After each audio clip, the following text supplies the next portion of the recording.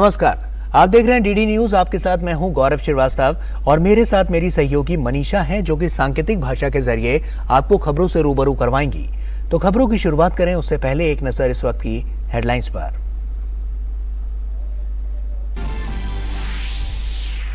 Commercial satellite launching में भारतीय अंतरिक्ष अनुसंधान संगठन की बड़ी उड़ान।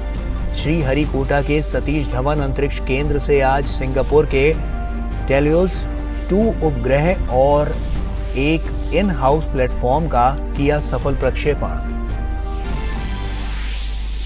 पूर्वोत्तर में कनेक्टिविटी के लिहाज से आज बड़ा दिन। अरुणाचल प्रदेश को मिले 254 दूरसंचार टावर। राज्य के 336 गांवों को मिली डिजिटल कनेक्टिविटी।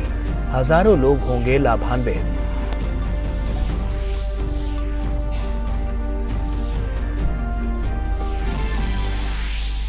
विदेशी मुद्रा भंडार में जबरदस्त उछाल। 9 महीने के उच्च स्तर पर पहुंचा विदेशी मुद्रा भंडार।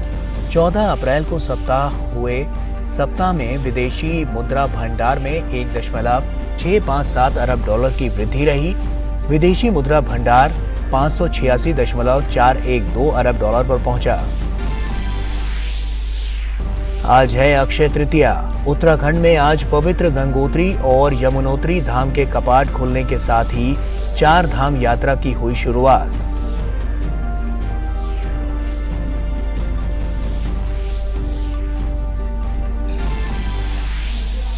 भारत समेत दुनिया भर में जोशो खरोश के साथ मनाई जा रही है ईद उल फित्र।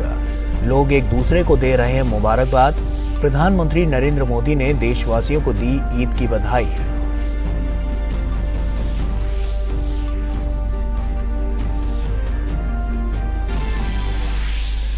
आज विश्व पृथ्वी दिवस है। लोगों में पर्यावरण संरक्षण के प्रति जागरूकता बढ़ाने के मकसद से मनाया जाता है आज का दिन।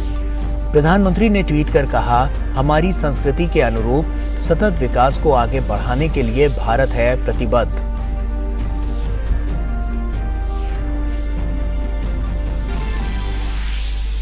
अंतालिया में चल रहे तीरंदाजी विश्व कप के मिक्स्ड कंपाउंड टीम इवेंट में भारतीय जोड़ी ने जीता स्वर्ण पदक। ज्योति सुरेखा और ओजस प्रवीण की जोड़ी ने चीनी ताइपे की जोड़ी को 159-154 से हराकर जीता स्वर्ण पदक।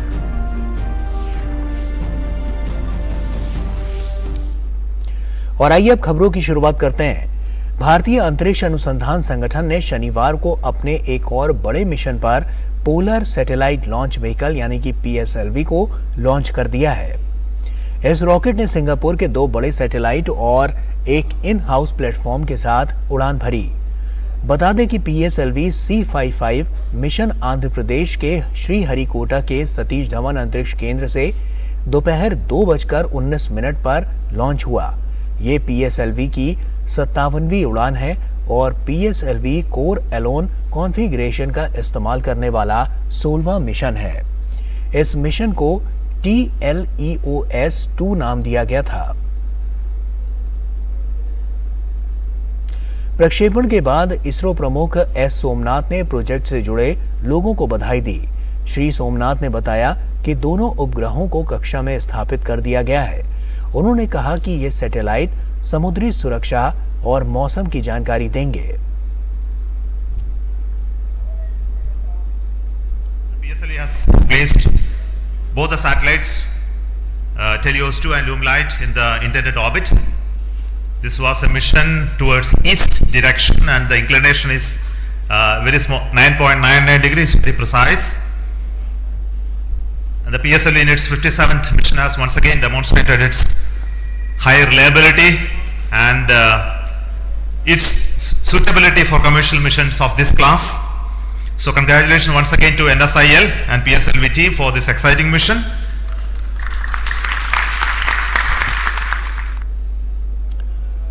और वहीं पूर्वोत्तर में कनेक्टिविटी के लिहाज से आज बड़ा दिन है। अरुणाचल प्रदेश को आज 254 दूरसंचार टावर मिले। केंद्रीय दूरसंचार मंत्री अश्विनी वैष्णव ने ये टावर राष्ट्र को समर्पित किए। ईटानगर की राजधानी आपको बता दें कि विधानसभा परिसर में आयोजित एक विशेष कार्यक्रम में केंद्रीय कानून एवं न्याय मंत्री किरण रिजिजू, संचार राज्य मंत्री देवू सिंह चौहान और अरुणाचल प्रदेश के मुख्यमंत्री पेमा खांडू समेत तमाम गणमान्य लोग उपस्थित रहे। विभिन्न योजनाओं और परियोजनाओं के माध्यम से अरुणाचल प्रदेश राज्य के लिए हाई स्पीड नेटवर्क कनेक्टिविटी तक पहुंच सुनिश्चित की जा रही है। ये टावर्स उन गांवों में 4G कवरेज प्रदान करेंगे जहां ये सेवा अभी तक नहीं पहुंची है। इसके जरिए 336 गांवों को डिजिटल कनेक्टिविटी मिलेगी और 70,000 से अधिक ग्राहक इससे लाभान्वित होंगे। केंद्रीय कानून एवं न्याय मंत्री किरेन रिजिजू ने कार्यक्रम को संबोधित करते हुए कहा कि 254 दूरसंचार टावर को लगाने का काम मिशन मोड में पूरा किया गया है। उन्होंने कहा कि निर्धारित समय सीमा के अंदर कार्य को पूरा करने में राज्य सरकार, विभिन्न एजेंसियों समेत सभी विभागों का अहम योगदान रहा। हमने प्रधानमंत्री का लक्ष्य को कह दिया कि 2024 मार्च से पहले अरुणाचल प्रदेश में कोई गांव नहीं बचना चाहिए जो 4G कनेक्शन नहीं हुआ है। ये एक मिशन मोड में हमने टारगेट किया और सारे डिप्टी कमिश्नर ने अपने टीम के साथ पूरा मिशन मोड में काम किया। तो प्रधानमंत्री जी का सोच के साथ साथ अश्विनी वैष्णव जी और उसके टीम सब ने मिशन मोड में काम किया और राज्य सरकारों का मदद से और बाकी जितना एजेंसी है सब ने एक टीम के रूप में काम किया।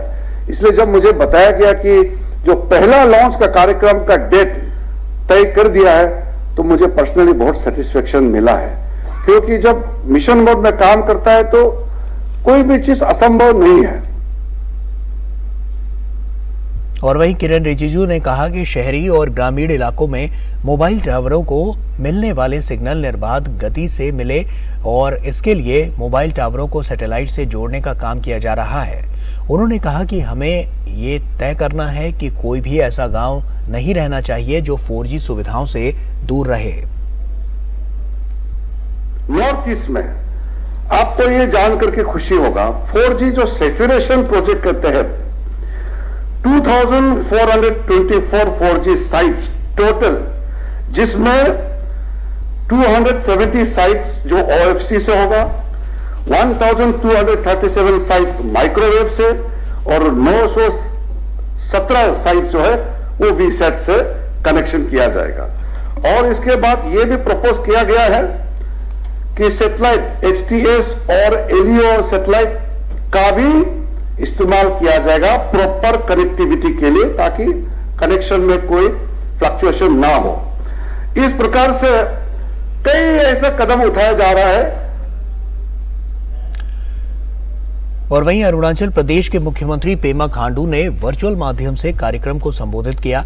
उन्होंने कहा कि आज अरुणाचल प्रदेश में 254 टावर का एक साथ जनता को मिलना बड़ी उपलब्धि है और जल्द ही राज्य में 1150 और नए 4G टावर और जोड़े जाएंगे। हमारा तो ये मानना है कि डिजिटल कनेक्टिविटी जो है अभी आज के ज़माने में एक ह्यूमन राइट का जैसे हो गया है, तो उसको अभी डिजिटली कनेक्ट करना नरेंद्र मोदी साहब का और अश्विनी साहब ने जो पुश दिया है, तो 254 जो अभी टावर्स का लॉन्चिंग हुआ है उससे अराउंड 70,000 पॉपुलेशन को कैटर करेंगे, जिसमें से अपना अरुणाचल एक बहुत बड़ा एक बॉर्डर एरिया शेयर करते हैं तिब्बत के साथ में और भूटान के साथ में और म्यांमार के साथ में।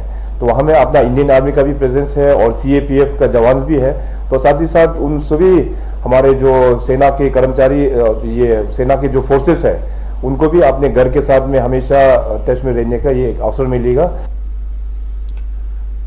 और वहीं इस मौके पर दिल्ली से वीडियो कॉन्फ्रेंसिंग से जुड़े संचार मंत्री अश्विनी वैष्णव ने कहा कि 2014 में नॉर्थ ईस्ट में केवल 19,722 टावर या बेस ट्रांसीवर स्टेशन थे। आज 5 गुना बढ़कर नॉर्थ ईस्ट में 94,135 BTS हो गए हैं। नॉर्थ ईस्ट में 5G के 3,437 BTS लग चुके हैं। कंप्लीट आप वेस्टर्न बॉर्डर से लेके नॉर्थ से लेके नॉर्थ ईस्ट से लेके ईस्ट, कंप्लीट बॉर्डर को मैप किया गया है प्रॉपर्ली। बहुत जल्दी हर एक बॉर्डर विलेज में, हर एक बॉर्डर एरिया में बहुत ही अच्छी क्वालिटी के हाई पावर के 4G इक्विपमेंट लग रहे हैं, तेजी से लग रहे हैं, लगातार लग रहे हैं। बहुत जल्दी हर एक जगह आप देखेंगे सबको इंडिया के ही मोबाइल का, इंडिया के ही सिम का सिग्नल मिलेगा। और भारतीय युवा कांग्रेस के अध्यक्ष श्रीनिवास बीवी और सचिव प्रभारी वर्धन यादव पर उत्पीड़न का आरोप लगाने वाली असम यूथ कांग्रेस की प्रमुख अंकिता दत्ता को 6 साल के लिए पार्टी से निष्कासित कर दिया गया है। उन पर पार्टी विरोधी गतिविधियों का आरोप लगाया गया है। इस मामले में अंकिता दत्ता को कांग्रेस ने कारण बताओ नोटिस जारी किया था। एपीसीसी अध्यक्ष भूपेन कुमार बोरा ने गुरुवार को अंकिता दत्ता को कारण बताओ नोटिस जारी किया और कम समय में स्पष्टीकरण मांगा था। कारण बताओ नोटिस अंकिता दत्ता द्वारा गुवाहाटी के दिसपुर पुलिस स्टेशन में श्रीनिवास बीवी के खिलाफ शिकायत दर्ज कराने के घंटों बाद आया था। हालांकि पुलिस ने मामला दर्ज नहीं किया।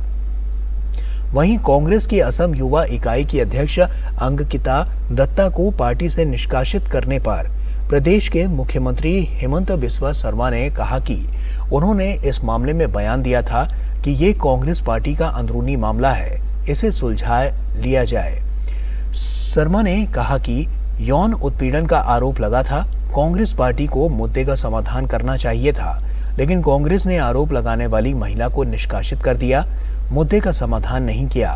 हेमंता ने कहा कि अगर कांग्रेस पार्टी समाधान नहीं करेगी तो कानून अपना काम करेगा। जब भी ये इशू हमारा सामने आया था, हमने यही बोला था कांग्रेस पार्टियों को कि ये आपका अंदरूनी विषय है, आप इसको समाधान कर लीजिए। एक बेटी का जब एक अस्मिता का सवाल होता है तब कोई भी हो उनको कार्रवाई करना चाहिए। लेकिन आज अभी मुझको पता चला कि कांग्रेस पार्टी ने उनको एक्सपेल किया, इशू को सुलझाया नहीं। अगर पार्टी ने इशू को नहीं सुलझाएगा तब कानून सुलझाना पड़ेगा। तो अभी मेरा मानना है कि कानून अपना रास्ता लेगा। और भारतीय जनता पार्टी ने पश्चिम बंगाल के उत्तर दिनाजपुर जिले के कालियागंज में एक अनुसूचित जाति की नाबालिग लड़की के साथ कथित सामूहिक बलात्कार और बाद में हत्या को लेकर तृणमूल कांग्रेस के नेतृत्व वाली पश्चिम बंगाल सरकार पर जोरदार हमला बोला है। भाजपा नेता अमित मालवीय ने एक वीडियो शेयर करते हुए ट्वीट किया कि इस वीडियो में पश्चिम बंगाल पुलिस जिस शव को असंवेदनशीलता से खींच रही है वो उत्तर दिनाजपुर के कालियागंज में राजवंशी समुदाय की एक नाबालिग बलात्कार और हत्या पीड़िता का शव है। इस तरह की जल्दबाजी अक्सर तब देखी जाती है जब मकसद सबूतों को खत्म करना या कमजोर करना और अपराध पर पर्दा डालना होता है। मालवीय ने ट्वीट में आगे कहा कि चौंकाने वाली बात यह है कि ममता बनर्जी के प्रशासन ने स्थानीय भाजपा विधायक सत्येंद्र नाथ रे, जो कि राजवंशी समुदाय से हैं, और बुधराई टूडू को पीड़ित परिवार से मिलने की अनुमति नहीं दी, लेकिन उत्तर दिनाजपुर टीएमसी अध्यक्ष कन्हैया लाल अग्रवाल को उनसे मिलने दिया गया। वे यहां किसे बचाने की कोशिश कर रहे हैं। गौरतलब है कि पश्चिम बंगाल के उत्तर दिनाजपुर जिले में अनुसूचित जाति की नाबालिग लड़की के साथ कथित रूप से सामूहिक बलात्कार किया गया और उसकी हत्या कर दी गई। गुरुवार को स्थानीय लोगों को नाबालिग का शव मिला जो लापता हो गई थी। शुक्रवार को स्थानीय लोगों ने न्याय की मांग को लेकर धरना दिया। एसपी दिनाजपुर सना अख्तर ने एएनआई को बताया कि पीड़िता का शव कालियागंज में मिला था, जिसके बाद पुलिस हरकत में आई और दोनों आरोपियों को गिरफ्तार कर लिया गया। इस बीच आज पश्चिम बंगाल भाजपा के अध्यक्ष सुकांत मजूमदार ने पीड़ित लड़की से मुलाकात की। हालांकि राज्य सरकार पीड़िता से स्थानीय विधायक और भाजपा नेताओं को मुलाकात की अनुमति नहीं दे रही थी।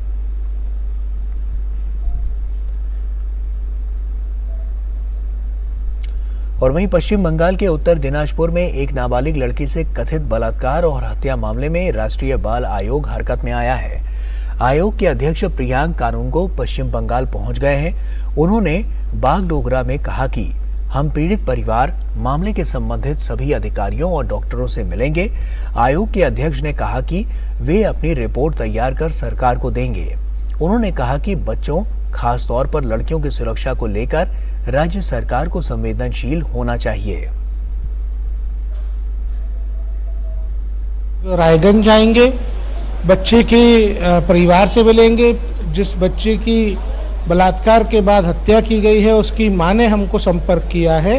हम उस परिवार से जाके मिलेंगे, उनकी बात सुनेंगे, इस घटना की जांच कर रहे आईओ से बात करेंगे, गांव के लोगों से मिलेंगे, पोस्टमार्टम कंडक्ट करने वाले डॉक्टर से मिलेंगे और अपनी रिपोर्ट तैयार करेंगे। हम अपनी रिपोर्ट सरकार को देंगे। देखिए, बंगाल की सरकार से यही बार बार अनुरोध है कि उनको थोड़ा संवेदनशील होना चाहिए, खासतौर पे बच्चों के मामले में, विशेषतः लड़कियों की सुरक्षा को लेकर के। और सीबीआई ने शुक्रवार को पश्चिम बंगाल के तेहट्टा निर्वाचन क्षेत्र के एक विधायक और अन्य के परिसरों सहित पश्चिम बंगाल और कर्नाटक में 6 स्थानों पर तलाशी ली। तलाशी के दौरान बरामद दस्तावेजों की जांच की जा रही है। माननीय उच्च न्यायालय कलकत्ता के आदेश पर मामला दर्ज किया गया था। शिकायतकर्ता ने आरोप लगाया था कि उक्त विधायक ने 2016 से 2021 की अवधि के दौरान अपने पीए के साथ साजिश रची और उसके अनुसरण में पश्चिम बंगाल के विभिन्न विभागों में राज्य सरकार की नौकरियों का वादा करने के एवज में कथित रूप से धन एकत्र किया। मामले की जांच जारी है। और वहीं शुक्रवार रात मध्य प्रदेश के बालाघाट के गढ़ी क्षेत्र में हॉक फोर्स और बालाघाट पुलिस की नक्सलियों से हुई मुठभेड़ में 2 दुर्दांत महिला नक्सली धराशायी हुई हैं। दोनों नक्सली बतौर एरिया कमेटी मेंबर कई वर्षों से नक्सल गतिविधियों में संलग्न थीं। प्रत्येक पर 14-14 लाख रुपए का इनाम भी घोषित था। मुठभेड़ के पश्चात इन दोनों के पास से 303 की राइफल बरामद की गई है। मुख्यमंत्री शिवराज सिंह चौहान ने Balaghat police, hoc force, Madhya Pradesh police के जाबाज जवानों को बधाई देते हुए कहा कि पिछले 1.5 वर्ष में मध्य प्रदेश पुलिस ने नक्सलवादियों के विरुद्ध ऐतिहासिक कार्रवाई की है, जिसमें 8 नक्सली मारे गए हैं। इन पर लगभग 1.5 करोड़ रुपए का इनाम था। इनमें 2 डिविजनल कमेटी मेंबर भी शामिल हैं। मैं अपनी पुलिस फोर्स को, हॉक फोर्स और बाकी सभी जिला पुलिस बल को बालाघाट की बहुत बहुत बधाई देना चाहता हूं। रात को एनकाउंटर में 2 दुर्दांत नक्सली और मारे हैं, जिन पे 14-14 लाख रुपए का इनाम घोषित था। उनसे हथियार बरामद हुए हैं, अनेकों चीजें बरामद हुई है। 1.25 साल में ये 4था एनकाउंटर था। ये हमारी पुलिस की वीरता और सजगता है कि वो लगातार नक्सलियों का सफाया कर रहे हैं। हम डकैत पनपने नहीं देंगे, नक्सली फैल नहीं पाएंगे। और गुयाना की राजधानी जॉर्ज टाउन में आयोजित 4थी भारत कैरीकॉम मंत्री स्तरीय बैठक में विदेश मंत्री डॉक्टर एस जयशंकर ने कहा कि यदि पिछले 5 वर्षों में देखा जाए तो कोरोना महामारी, जलवायु परिवर्तन से जुड़ी घटनाएं, ऋण और व्यापार से पैदा होने वाले तनाव के साथ साथ खाद्य और ऊर्जा सुरक्षा चिंताएं वास्तव में ऐसे महत्वपूर्ण मुद्दे हैं जिन पर हमें एक साथ बैठकर इन पर चर्चा करना जरूरी है। One looks especially in the last 5 years, the COVID experience, the increasing intensity and frequency of climate events, the debt and trade stress situations that many of us find ourselves in, and I would say food and energy security concerns. These are really pressing issues that it's important for us to sit down and discuss. और वहीं doctor S Jaishankar ने कहा कि इस वर्ष Bharat G20 की अध्यक्षता कर रहा है। उन्होंने कहा कि प्रधानमंत्री मोदी इस बात को लेकर स्पष्ट हैं कि हम न केवल अपने लिए बल्कि उन देशों के लिए हैं जो G20 में शामिल नहीं है। विदेश मंत्री ने कहा कि हमने voice of global south process पर परामर्श किया है। This year we had the privilege of chairing the G20, and my Prime Minister is very clear that we will be there not just for ourselves but also for the countries who are not on the G20 table. Therefore, we did a round of consultations on what we call the Voice of Global South process. Many of you participated in it. We are very grateful for that. और आइए अब बात करते हैं सौराष्ट्र तमिल संगमम की।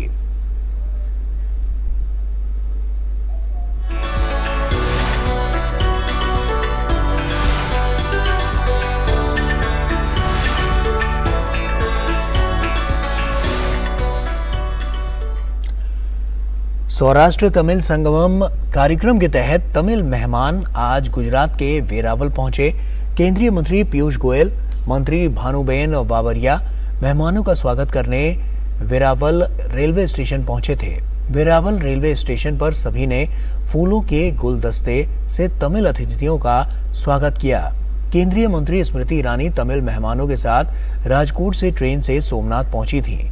इससे पहले केंद्रीय मंत्री पीयूष गोयल और केंद्रीय राज्य मंत्री दर्शना जरदोश की उपस्थिति में सौराष्ट्र तमिल संगम कार्यक्रम के तहत राजकोट शहर के इंपीरियल होटल में कपड़ा उद्योगकारों के साथ विचार शिविर आयोजित किया गया। इस दौरान तमिल उद्योगकार भी उपस्थित रहे थे। केंद्रीय मंत्री पीयूष गोयल ने सौराष्ट्र तमिल संगमम के मौके पर कहा कि प्रधानमंत्री मोदी भारत को विकसित राष्ट्र बनाना चाहते हैं, लेकिन इनकी जड़ें भारत की संस्कृति में निहित हैं। Prime Minister Modi has in five commitments that he has given on 15th August said we have to make India a developed nation, but we have to also go back to our roots, our tradition, our culture, our rich history. Your visit today is to connect Tamil Nadu and Gujarat, Saurashtra and Tamil Nadu, just like we have been connected for thousands of years. India is one. और देश के विदेशी मुद्रा भंडार में लगातार दूसरे सप्ताह वृद्धि दर्ज की गई है। आरबीआई की ओर से शुक्रवार को जारी आंकड़ों के अनुसार 14 अप्रैल को समाप्त सप्ताह में विदेशी मुद्रा भंडार में 1.657 अरब डॉलर की वृद्धि रही है और ये 586.412 अरब डॉलर पर पहुंच गया है। ये विदेशी मुद्रा भंडार का 9 माह का उच्च स्तर है। इससे पिछले सप्ताह में विदेशी मुद्रा भंडार 6.306 अरब डॉलर बढ़कर 584.755 अरब डॉलर पर पहुंच गया था। आंकड़ों के अनुसार 14 अप्रैल को समाप्त सप्ताह में विदेशी मुद्रा अस्थियां 2.204 अरब डॉलर बढ़कर 516.635 अरब डॉलर पर पहुंच गई हैं। हाल ही में दिल्ली भारतीय जनता पार्टी किसान मोर्चा के नेता सुरेंद्र मटियाला हत्याकांड में द्वारिका पुलिस को बड़ी सफलता मिली है। दिल्ली पुलिस ने इस हत्याकांड में शामिल शूटर समेत 5 आरोपियों को गिरफ्तार कर लिया है। डीसीपी द्वारिका हर्षवर्धन मंडावा ने बताया कि मटियाला इलाके में 14 अप्रैल को 60 वर्षीय सुरेंद्र मटियाला की गोली मारकर हत्या कर दी गई थी। उसी दिन से द्वारिका पुलिस हथियारों की तलाश में जुटी हुई थी। इस बीच बीजेपी नेता की हत्या की जिम्मेदारी एक सोशल मीडिया पोस्ट के जरिए कपिल सांगवांग उर्फ नंदू गैंग ने ली थी। तभी से द्वारिका पुलिस ये पता लगाने में जुटी थी कि क्या ये इंस्टाग्राम अकाउंट कपिल सांगवान उर्फ नंदू गैंग से ताल्लुक रखता है या नहीं। जांच के दौरान विदेश में बैठे एक शख्स का नाम भी सामने आया था। उसके बाद से पुलिस नंदू गैंग तक पहुंचने में जुटी थी। अब जाकर दिल्ली पुलिस को बीजेपी नेता सुरेंद्र मटियाला की हत्या के मामले में 5 लोगों को गिरफ्तार करने में सफलता मिली है।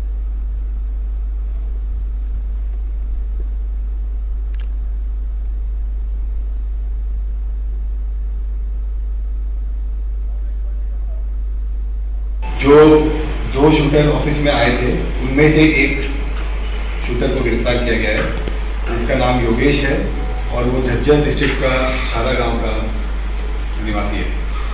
30 ईयर्स उसका एज है। उसके पास से एक वेपन भी रिकवर किया गया है और 5 लाइव कार्ट्रिज भी रिकवर। उसके अलावा हमने 5 और लोगों को पकड़ा है, इसमें से 2 जुवेनाइल हैं और 3 अडल्ट हैं।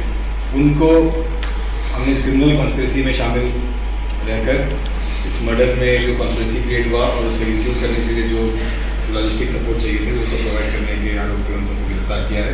और जो बाकी जो एक और शूटर इन्वॉल्व था प्लस जो कॉन्स्पिरेसी में और जो मेन लोग शामिल थे वो अभी पकड़ने बाकी हैं, बट सारे आइडेंटिफाई कर लिए गए हैं और उन पर हमारा कंटिन्यूअस रेड और काम चल रहा है।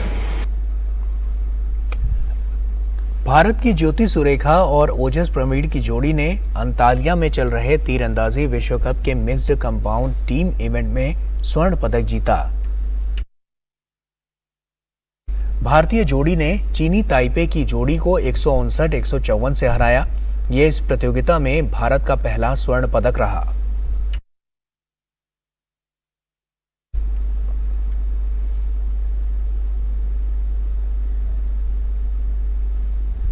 और इसी के साथ फिलहाल इतना ही। हमारी पूरी टीम को दीजिए इजाजत। नमस्कार।